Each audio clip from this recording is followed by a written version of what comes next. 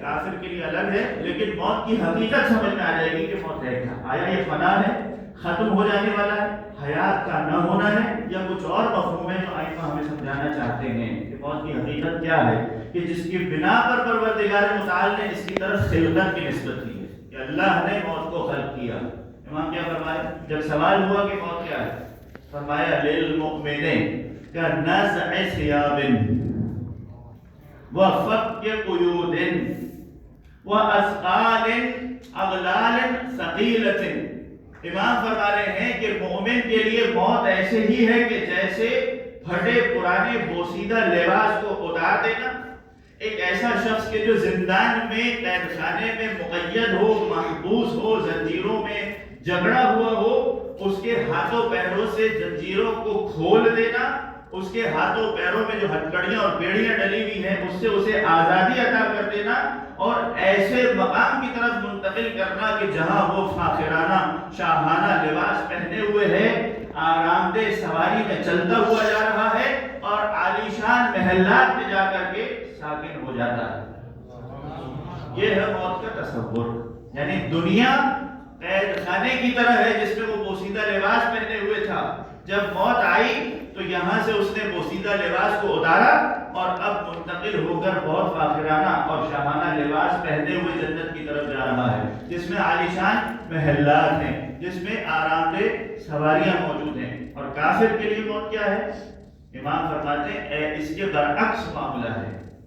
جو شخص عالیشان سواریوں میں سوار ہوتا تھا، جو محلات میں رہتا تھا، جو بہترین لباس پہنا کرتا تھا، جو بہت لذیذ غذائیں کھایا کرتا تھا، اس کے لیے کافر کی موت اس طرح سے ہوگی کہ اب اسے پھٹے پرانے کپڑے پہنا دیے جائے، اسے قید خانے میں ڈال دیا جائے، ایسے گھر میں قید کر دیا جائے کہ جہاں پر اسے وحشت محسوس ہوتی ہو. یہ ہے کافر کے لیے موت. اسی انداز سے نویں امام محمد تقی علیہ السلام سے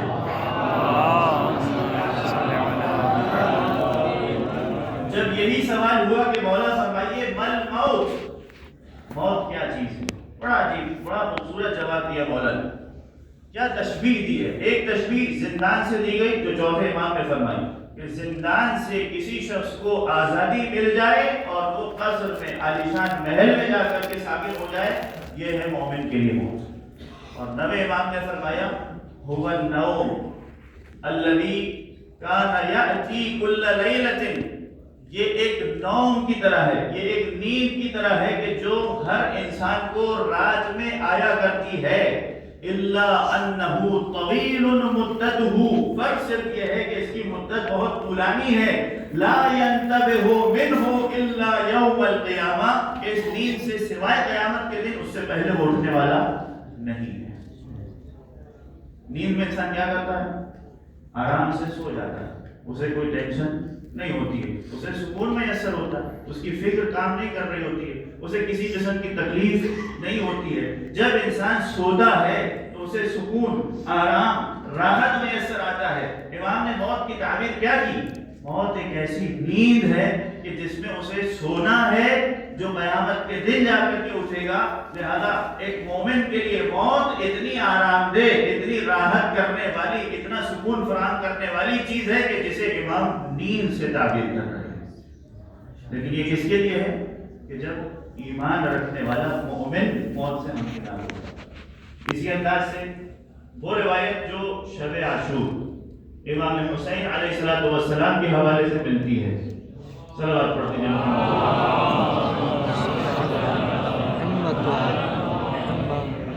چوتھے امام روایت کر رہے ہیں، بہت سارے مقاتل میں یہ روایت موجود ہے، بہت ہی معروف روایت ہے. اس کا یہ آخری حصہ ہے جو عام طور پر نہیں پڑھا جاتا، کیونکہ مصائب کا حصہ ابتدائی حصہ صدر روایت ہے اور ذیل روایت کے اندر مصائب نہیں ہے. اس میں اصحاب امام کو مولا نے جنت میں ان کے مقامات دکھائے. اس سے پہلے کا یہ حصہ ہے جو امام بیان کر رہے ہیں اور موت کی حقیقت کو بیان کر رہے ہیں.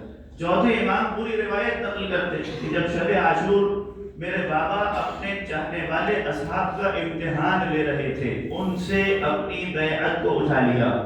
اکثر پڑھا جاتا ہے، معروف ہے، مشہور ہے کہ مولا نے چراغ کو گل کر دیا.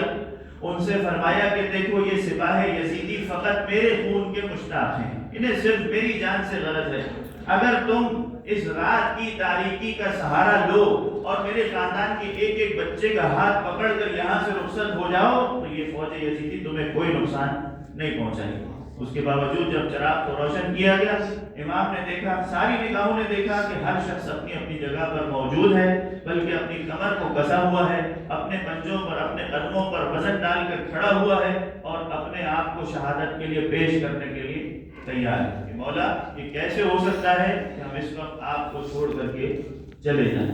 اس وقت امام حسین علیہ السلام نے اپنے اصحاب کو ان کے جنت میں مقامات دکھائے، لیکن موت کی حقیقت کو واضح کیا. صبرن بنی کرام، اے کریم والوں، اے کریم نسل والوں، اے شریف گھرانے سے تعلق رکھنے والوں، تمہاری حقیقت کیا ہے، تمہارا مقام اور مرتبہ قیامت میں کیا ہونے والا ہے. پہلے موت کو سمجھو. فَمَا الْمَوْتُ إِلَّا قَنْطَرَةٌ، بس موت سوائے ایک پل کے اور کچھ بھی نہیں ہے. تم جب کل مقتل میں میدان میں اسلحہ لے کر جاؤ